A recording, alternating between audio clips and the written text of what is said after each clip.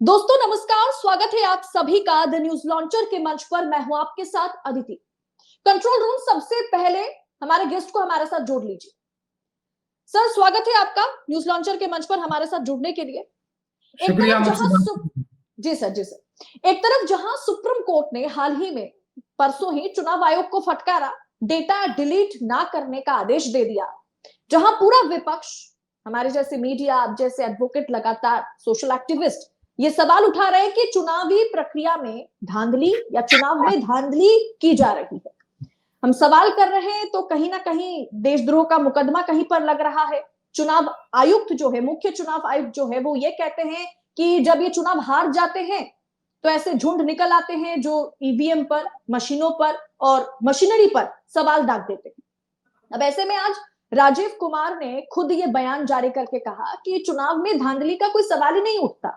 बार बार उन्हें ये सफाई क्यों देनी पड़ रही है?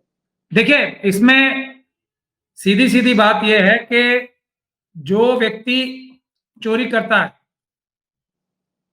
वो कभी ये बोलता है मैंने चोरी की है?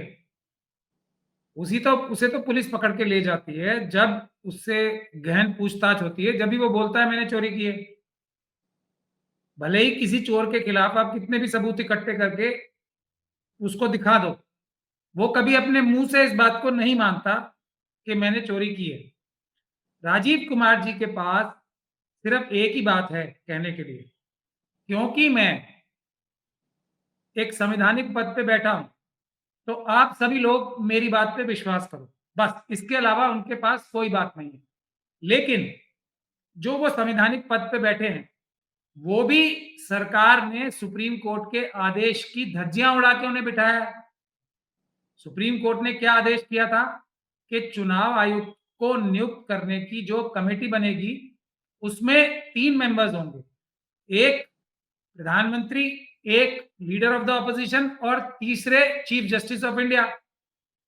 तो ये तो मुनासिब सी बात होती, लेकिन उसको चेंज करके मोदी जी ने क्या कर लिया कि एक प्रधानमंत्री, एक कैबिनेट मिनिस्टर यानी कि अमित शाह जी और एक लीडर ऑफ द ऑपोजिशन। अब इस चुनाव की जो चयन समिति है उसका रिजल्ट क्या आएगा? जो मोदी जी चाहेंगे। इस प्रक्रिया से राजीव कुमार जी बने हुए हैं और इसीलिए हम उनके ऊपर बार बार ये इल्जाम लगाते हैं वो भारतीय जनता पार्टी के कार्यकर्ता के रूप में, आरएसएस के कार्यकर्ता के रूप में काम कर रहे हैं और वो देश में वोट चुराने के लिए सबसे बड़े व्यक्ति हैं, जो वोट चुरा के भारतीय जनता पार्टी और आरएसएस को जिता रहे हैं। इसीलिए जब हम लोगों ने उनका झूठ पकड़ लिया रंगे हाथों, 90 की 90 कॉन्स्टिट्यूंसीज के लिए पंजाब एंड हरियाणा हाईकोर्ट ने आदेश कर दिया कि वीडियोग्राफी, सीसीटीवी फुटेज और फॉर्म 17C दिया जाएगा। तो उन्होंने क्या किया? कानून बदलवा लिया मोदी जी से कह के। अब उसके ऊपर ये कहते हैं कि हमारा मूल मंत्र जो है चुनाव निष्पक्ष कराने का वो है डिस्क्लोजर, डिस्क्लोजर, डिस्क्लोजर। और डिस्क्लोजर ना करना पड़े उसके लिए कानून बदलवा लिया। ये हालत है। लेकिन अब इसमें सबसे जो सवालिया निशान किसी के सामने आता है तो वो, एक तो जो 2 पिटीशन अभी सुप्रीम कोर्ट में चल रही है, एक का तो जिक्र आपने किया, लेकिन वहां मेरा कहना कुछ और है। जो रिलीफ मांगने के लिए हमारे संगठन वहां गए हुए हैं और करण सिंह दलाल साहब जो हैं, जो हरियाणा कांग्रेस के एक नेता हैं और उनको हरियाणा में चुनाव की हार का जो विश्लेषण करने के लिए कमेटी का अध्यक्ष बनाया गया था, उनकी पिटीशन तो परसों ही डिसमिस कर दी, कल ही।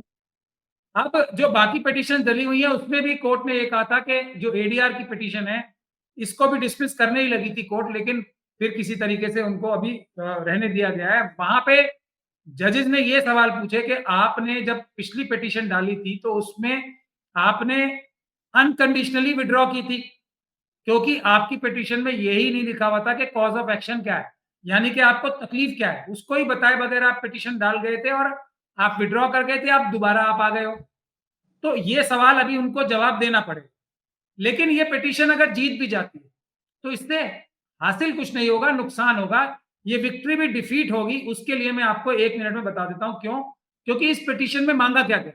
मांगा यह गया है कि सुप्रीम कोर्ट ने जो निर्देश जारी किए थे कि आप जब जो इलेक्ट्रॉनिक वोटिंग मशीन्स हैं उनकी बर्न्ट मेमोरी और जो उसकी जो उसकी अंदर जो सॉफ्टवेयर इंट्रोड्यूस किया गया है उसको जांच कराने का अधिकार होगा जो दूसरे और तीसरे नंबर पे हारे हुए कैंडिडेट है। 5% मशीनों का जांच कौन करेगा? बीईएल और ईसीआईएल के इंजीनियर्स। ये मशीनों में धांधली करने कराई किसने है? जो हमारा इल्जाम है बीईएल और ईसीआईएल के इंजीनियर्स ने। तो चोर आके खुद ही बताएगा कि हमने चोरी की है या नहीं की है। ये इनका अल्टीमेट गोल है ये पिटीशन डालने का। मेरे ख्याल से ये जो हम लोगों का ब्रिंग बैक बैलेट आंदोलन चल रहा है उसको नुकसान ही पहुंचाएगी अगर ये जीत भी जाती है, क्योंकि सुप्रीम कोर्ट का एक और ठप्पा लग जाएगा कि जो ये मशीनें हैं चुनाव में चोरी करने की मशीनें जो हैं ये सही है क्योंकि बीईएल और ईसीएल के इंजीनियर्स ने इसको सही बता दिया।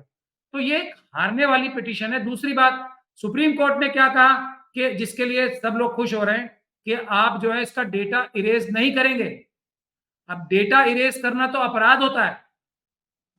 तो सुप्रीम कोर्ट ने या किसी भी पिटिशनर ने ये नहीं कहा कि इनके खिलाफ तो मुकदमा दर्ज होना चाहिए क्योंकि इन्होंने डेटा इरेज कर दिया उसका मॉकपोल कराने के लिए।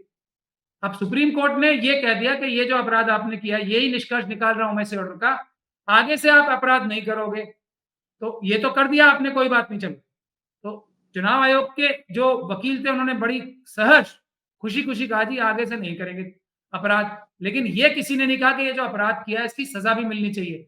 ये है बुनियादी प्रॉब्लम। ये पिटीशन हम जीत के भी हारेंगे। दूसरी जो राजीव कुमार जी का पिटीशन चल रही है अभी, जिसको 12 तारीख डेट मिली थी, जिसमें राजीव कुमार जी के बाद जो नियुक्ति होगी उसकी भी डेट 19 तारीख दी गई है। सर यही तो सवाल है ना, इसकी टाइमिंग पर तो सवाल उठाया जाएगा कि 18 तारीख को वो रिटायर होंगे, 12 तारीख को सुनवाई होनी थी, तारीख पे तारीख चल रहा है, फिर इसको 19 कर दिया गया, तब तक तो चयन हो जाएगा। वो तो अभी भी डिसाइडेड है कि कौन बनेगा। मोदी जी तो तय कर चुके होंगे। मोदी जी अभी पता नहीं तय कर पाए होंगे नहीं कर पाए होंगे, क्योंकि एक होड़ लगी हुई होगी बहुत सारे लोगों में कि मैं राजीव कुमार जी के भी आगे निकल के आपकी मदद करने को तैयार हूं, मुझे तो मौका दीजिए एक बार। इसमें तो बड़ी इस वक्त बहुत ज्यादा कंपटीशन चल रहा होगा कि मैं इतनी अच्छी तरीके से काम करूंगा राजीव कुमार जी को भी भूल जाएंगे आप। मैं तो अभी तक 20% ही गड़बड़ी हो सकती है, मैं 50% तक गड़बड़ी कराने की चेष्टा करूंगा। ये बातें इस वक्त तो ये होड़ चल रही होगी, लेकिन मेरा मुद्दा दूसरा है।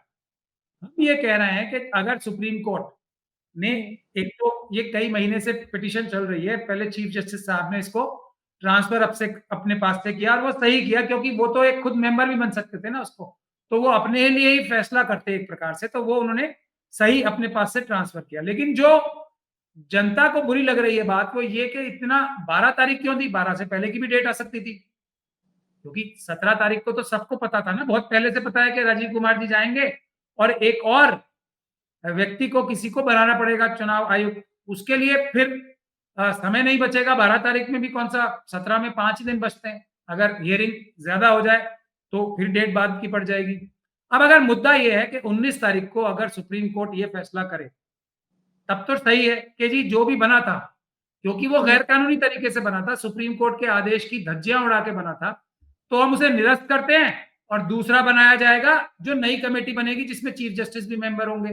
तब तो बात समझ में आती है। अगर ये जो आपने अंदेशा जाहिर किया है कि अब तो बन गया तो अब आप इसको अगले 2, 3, 4 साल के लिए झेलो, तो वो बहुत बड़ा अन्याय होगा, ऐसा मेरा मानना है। और यही देश की जनता भी मेरे ख्याल से सुप्रीम कोर्ट से चाहेगी कि फैसला हो, अगर पक्ष में हो तो फिर उसको निरस्त किया जाए उस फैसले को, और ये कहा जाए कि ये तीनों भी सब हटके, तीनों के तीनों जो आयुक्त हैं चुनाव आयोग, वो नए बनेंगे, क्योंकि पुराना तरीका गैर कानूनी था, नए बनेंगे और वो नई कमेटी जिसमें चीफ जस्टिस ऑफ इंडिया भी एक मेंबर होंगे उसके हिसाब से बनेंगे। वो तो न्याय की बात होगी, वरना तो फिर वही है आई वॉश।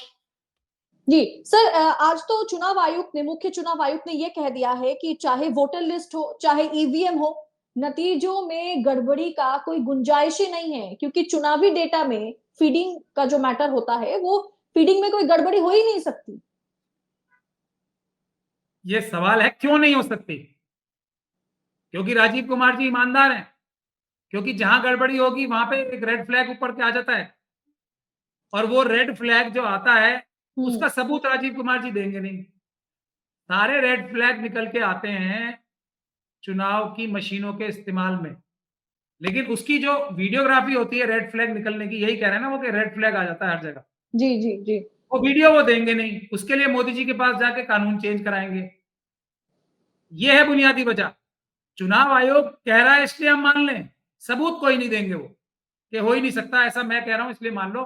मैंने शुरू में भी यही कहा, ये वही करता है जो आदमी बेईमान होता है, जिसके पास ईमान नहीं होता। जो कि चोर होता है वही ये काम करता है कि मैंने चोरी नहीं की, लेकिन मैं अपनी जेब दिखाऊंगा नहीं आपको निकाल के, तलाशी नहीं दूंगा मैं, पर आप मान लो मैंने चोरी नहीं की और मेरे पास कोई भी चोरी का सामान है ही नहीं। ये आर्ग्यूमेंट जो है कोई चोर ही दे सकता है, कोई ईमानदार व्यक्ति तो सीधे कहेगा जी आप मेरी तलाशी ले लो, मेरे घर की तलाशी ले लो, मेरी जेबें देख लो, मैंने कोई चोरी नहीं की है। ये जेब दिखाने का काम, घर दिखाने का काम राजीव कुमार जी नहीं करेंगे, इसीलिए हम सबको शक नहीं यकीन होता है कि ये बेईमानी कर ही रहे हैं।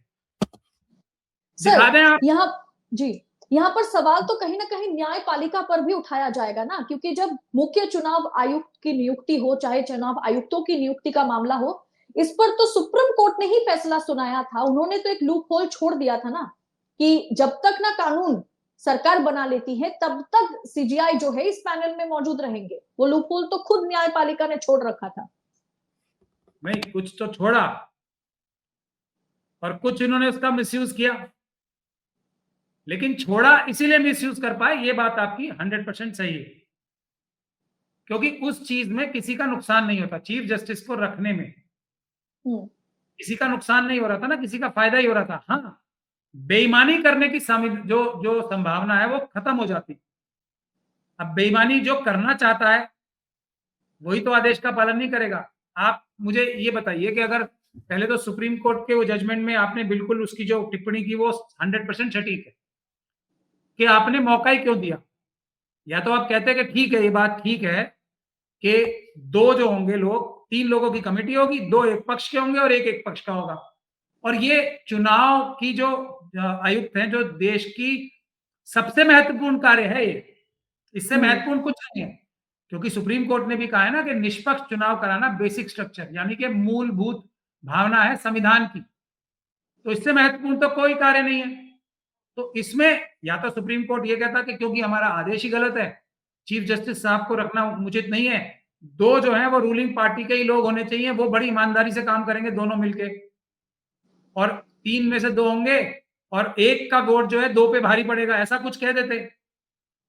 अब अगर ऐसा नहीं है तो ये तो बेईमानी करने का एक तरीके से रेड कारपेट बिछ गया ना उनके लिए, जिन्हें बेईमानी करनी है। और अब सरकार ने कानून बनाया या नहीं बनाया, उसी कानून को तो चैलेंज हुआ है। क्या वो कानून सरकार अगर बेईमानी भरा बना ले, कल को मोदी सरकार ये कानून बना ले या जो भी सरकार हो ये कानून बना ले कि जितने भी उनकी पॉलिटिकल पार्टी के नेता होंगे वो जाएंगे किसी भी बैंक में, बैंक मैनेजर को बोलेंगे दरवाजा खोलो, हम यहाँ पे से पैसे सारे लूट के ले जाएंगे। ऐसा अगर कोई सरकार कानून बना ले तो सुप्रीम कोर्ट उसको निरस्त नहीं करेगी कि नहीं ऐसा नहीं होगा। ये तो उसी बात का, उस ऑर्डर को जो वोटों की लूट का सबसे बड़ा जरिया है, वो जो कानून बना है, जो सरकार का आदेश पारित हुआ है, उसको निरस्त करने के लिए सुनवाई नहीं हो रही, लूट मची रहे। ये क्रिटिसिज्म आपका एकदम 100% सही है, जो आपने माननीय उच्चतम न्यायालय की उस जजमेंट के लिए किया है, ऐसा मेरा भी मानना है। जी सर, बहुत बहुत शुक्रिया आपका न्यूज लॉन्चर के मंच पर हमारे साथ जुड़ने के लिए।